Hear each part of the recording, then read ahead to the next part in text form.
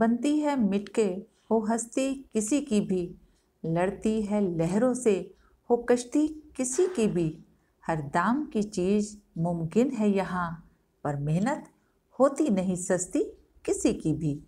अपनी लिखी इन्हीं पंक्तियों से आप सभी का बहुत बहुत स्वागत करती हूँ और उम्मीद करती हूँ कि आप जहाँ कहीं भी होंगे स्वस्थ और खुशहाल होंगे। देखिए, वैसे तो मैं अक्सर आपसे पेरेंटिंग पर या लाइफ मोटिवेशन पर बातें करती ही हूँ, जिसमें मैं आपको बताती हूँ कि कैसे हम अपने बच्चों को और अपनी लाइफ को बेहतर बना सकते हैं।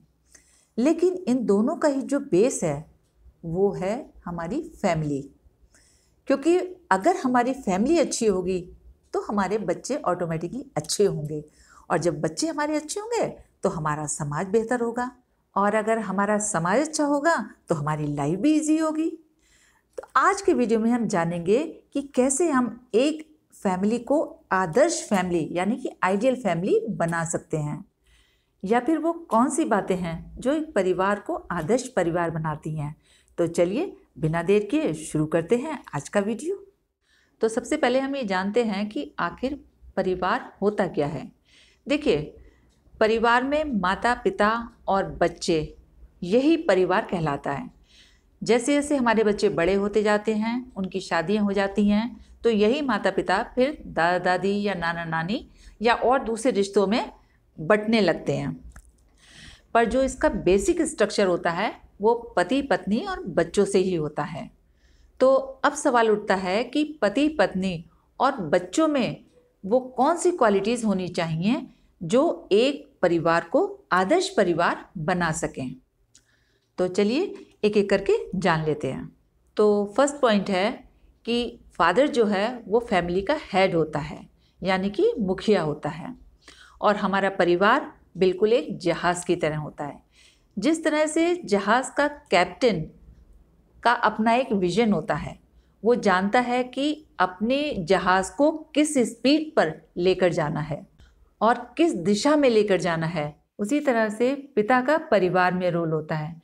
उसे ये बात पता होनी चाहिए कि उसे अपने परिवार को किस दिशा में और कैसे लेकर चलना है। अगर कोई परेशानी या कोई मुसीबत आए तो उससे उसे कैसे निपटना है। तो इसलिए एक आइडियल फैमिली में जो फादर होता है वो बहुत ही स्ट्रांग और स्टेबल होता है। लाइफ को लेकर उसका विजन बिल्कुल क्लियर होता है। तो ये तो थी बात फादर की कि उसे बहुत स्ट्रांग होना चाहिए। अब बात करेंगे मदर की।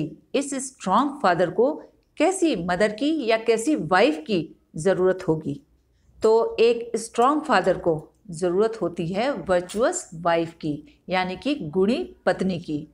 तो अब हम बात करेंगे कि वो कौन कौन से गुण हैं जो एक पत्नी को वर्चुअस वाइफ बनाते हैं। देखिए, एक जो गुणी पत्नी होती है वो मल्टी डायमेंशनल रोल प्ले करती है। एक अच्छी पत्नी पति के लिए एक बहुत अच्छी सलाहकार होती है, उसे हर बात में सही सलाह देती है।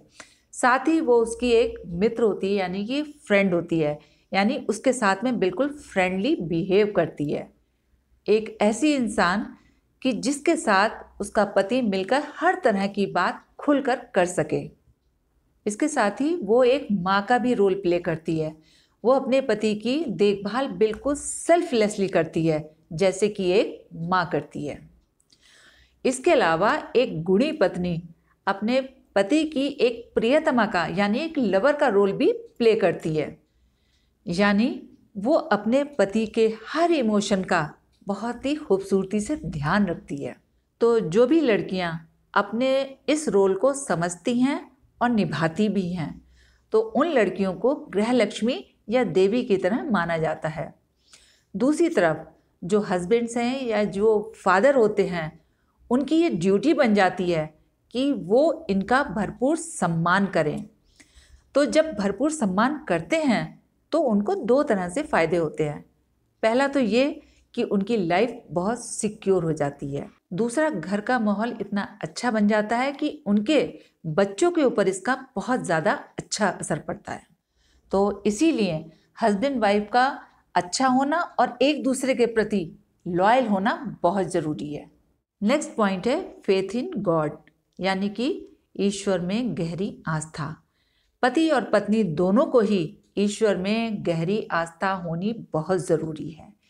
आस्था का मतलब सिर्फ पूजा पाठ, तीर्थ यात्राएं करना या तरह तरह के कर्म कांड करना यही ज़रूरी नहीं है, बल्कि दोनों को ही सही और गलत के बीच के फर्क को भी समझना है। उन दोनों को ही हमेशा सही का ही चुनाव करना होगा। इसलिए पति और पत्नी दोनों को ही हमेशा सही का साथ देना है। तो ये तो था पति पत्नी का बेसिक स्ट्रक्चर। अब बात करेंगे हम बच्चों की। तो जब पति पत्नी माता पिता बनेंगे तो चीज़ें आगे किस तरह से बढ़नी चाहिए। तो देखिए, जो परिवार होता है वो एक समाज का ही छोटा रूप होता है। तो वहीं पर रहकर हमारे बच्चे समाज में उठने बैठने, चलने फिरने, ये सारे तौर तरीके सीखते हैं। इन तौर तरीकों को कौन सिखाता है? ये सिखाते हैं माता पिता। तो अब यहाँ पर जो फादर होता है वो डिसिप्लिन मेंटेन करने का काम करता है और माँ लव और सिंपैथी का। तो देखिए, आप समझ लेते हैं, जो माँ होती है वो बच्चों के साथ ज़्यादा समय बिताती है। अगर वो ज़्यादा प्यार देगी तो भी बच्चे बिगड़ सकते हैं, और अगर ज़्यादा सख्ती करेगी तो भी बच्चे बिगड़ सकते हैं। तो माँ जो है वो प्यार से अपने बच्चे को समझाने की कोशिश करती है या सिखाने की कोशिश करती है।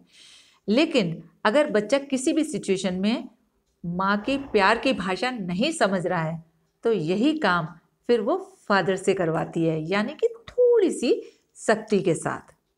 तो मदर और फादर दोनों का टारगेट एक ही होता है, लेकिन अलग अलग तरीके से।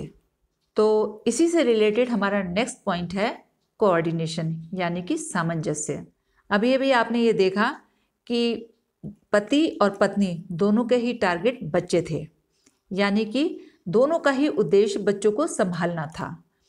पत्नी कहती है कि मैं अपने बच्चों को प्यार से समझा लूँगी, और अगर मेरे बच्चे कहीं नहीं मानेंगे तो आप थोड़ी सी सख्ती कर लेना। यानी कि ये उन दोनों के बीच का तालमेल था, यानी कि कोऑर्डिनेशन था, ताकि वो अपने बच्चों को ठीक से संभाल पाएं।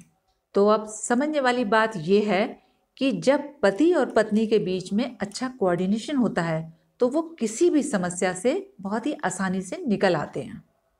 और अच्छी बात यह है कि जब पति पत्नी एक दूसरे से तालमेल बिठाकर या कोऑर्डिनेशन से काम करते हैं तो ये क्वालिटी आपके बच्चे ऑटोमेटिकली आपसे सीख लेते हैं। और इससे क्या होता है कि देखिए, पति पत्नी का तो कोऑर्डिनेशन था ही, ये कोऑर्डिनेशन बच्चों में भी डेवलप हो जाता है, यानी आपके बच्चे आपसे अच्छी तरह से तालमेल बिठा पाते हैं।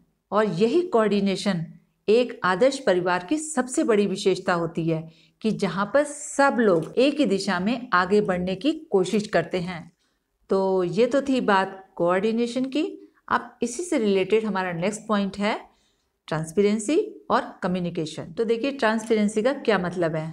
इसमें क्या होता है कि ना तो पति पत्नी से कुछ छुपाता है और ना ही पत्नी अपने पति से कुछ छुपाव रखती है, यानी दोनों ही एक दूसरे से खुलकर बात करते हैं। साथ ही आप भी अपने बच्चों के साथ में खुलकर बात करते हैं। जब आप अपने बच्चों के साथ में खुलकर बातचीत करते हैं तो आपके बच्चे भी अपना मन खोलकर आपके सामने रख देते हैं। और जब आप अपना मन किसी के सामने खोलकर रख देते हैं तो उसे समझना भी आसान हो जाता है, और जब आप समझ जाते हैं तो तालमेल बिठाना भी आसान हो जाता है। तो अब बात आती है कम्युनिकेशन की।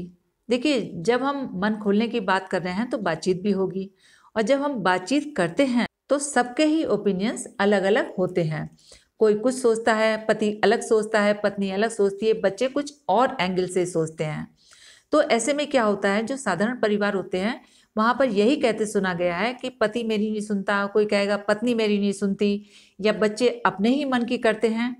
लेकिन जो एक आइडियल फैमिली होती है वहाँ पर सब लोग एक दूसरे के ओपिनियंस की रिस्पेक्ट करते हैं। जो आइडियल फैमिली होती है वहाँ ओपिनियन डिफरेंसेस जो होते हैं वो लड़ाई झगड़े का कभी भी कारण नहीं बनते।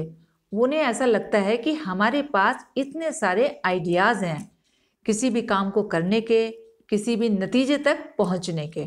इसलिए मैं आपसे एक बात ज़रूर कहूँगी कि लाइफ में चीज़ों को और लोगों को पॉजिटिवली लेना सीखिए और इस बात की शुरुआत आप घर से ही कीजिए और इन बातों की प्रैक्टिस आपको घर से ही करनी है ताकि अच्छी बातों का एग्जीक्यूशन आपके लिए बहुत आसान हो जाए। चलते चलते आपसे इतना कहूँगी कि परिवार जो है वो एक समाज का ही छोटा रूप होता है।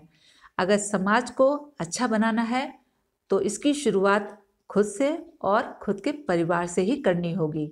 और अगर वीडियो अच्छा लगा हो, यूज़फुल लगा हो, तो इसको फैमिली फ्रेंड्स के साथ ज़रूर शेयर कीजिएगा क्योंकि अच्छाई और सच्चाई बांटने से ही बढ़ती है। आज के लिए बस इतना ही, फिर मिलते हैं एक नेक्स्ट वीडियो में। तब तक के लिए जय हिंद, जय भारत।